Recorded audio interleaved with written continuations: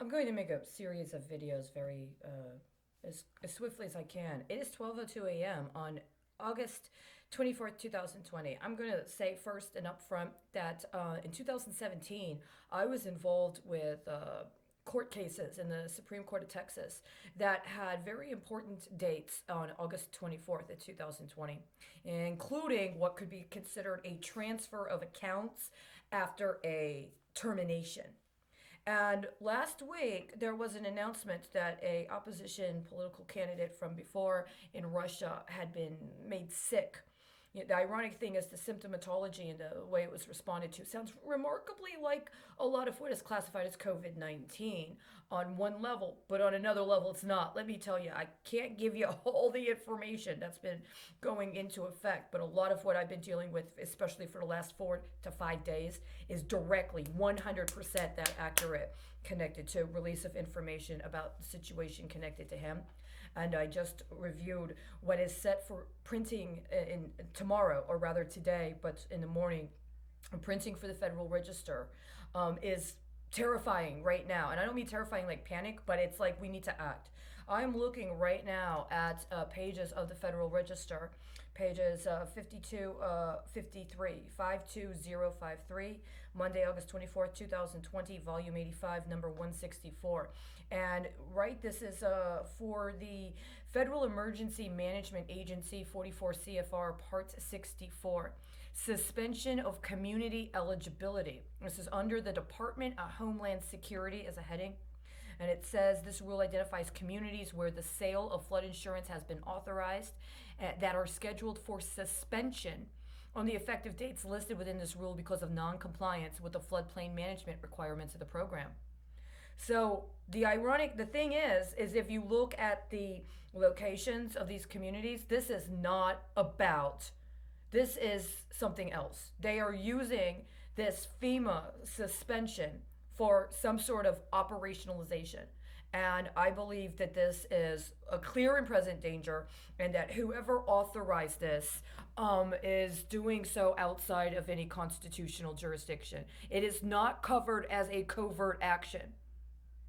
Understand, I just read the rules regarding covert action, both as executive decision and both regarding cybersecurity. This does not qualify.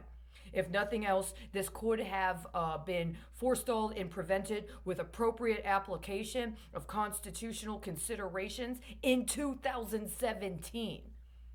The communities that it identifies are three located in Louisiana, two in one county, and a third one in another different county in Louisiana, and then a number in Washington, the state of Washington, all of which are in King County except for one, which is which just says the listing is the entire county as an unincorporated area.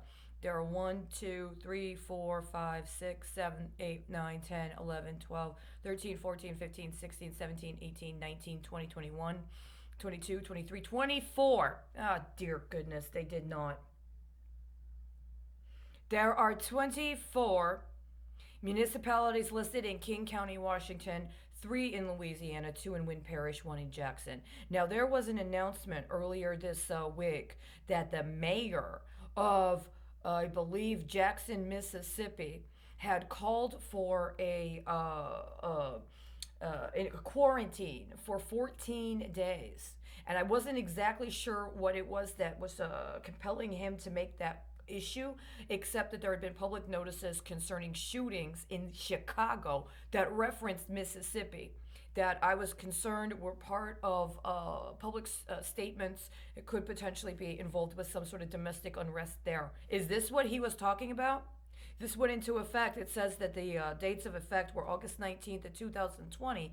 And if I'm correct, it was on the 20th or the 19th or the 20th he made the announcement. If in fact the mayor of Jackson, Mississippi was calling for a quarantine because he understood there was an imminent threat that may impact his community, and it's in any way connected to this announcement concerning FEMA and other events that were going on internationally.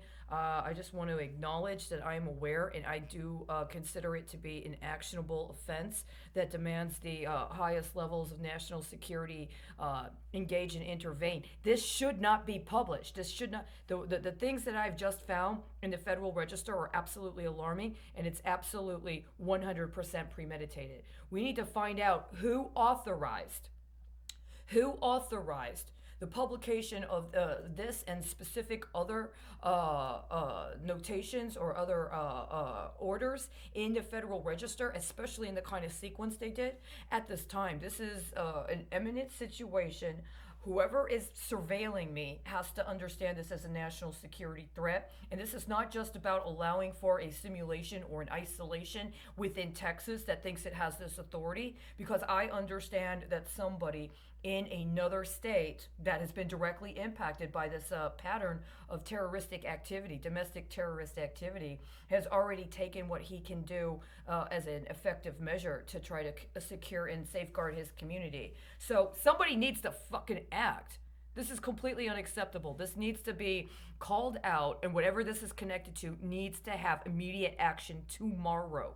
The people who did this need to be decommissioned, they need to be removed from their position, and they need to be arrested. And if we're talking about local actors that are aiding and abetting it, that's one thing. But this is in the Federal Register right now. It is set to be released at the start of the day tomorrow. It's after midnight, but it's online right now, posting transactions that are supposed to hit tomorrow. And there are other timelines in here that need to be disengaged from the level of completely unacceptable leveraging that is being attempted right now. It is 12:08 a.m. I'm in Dallas, Texas.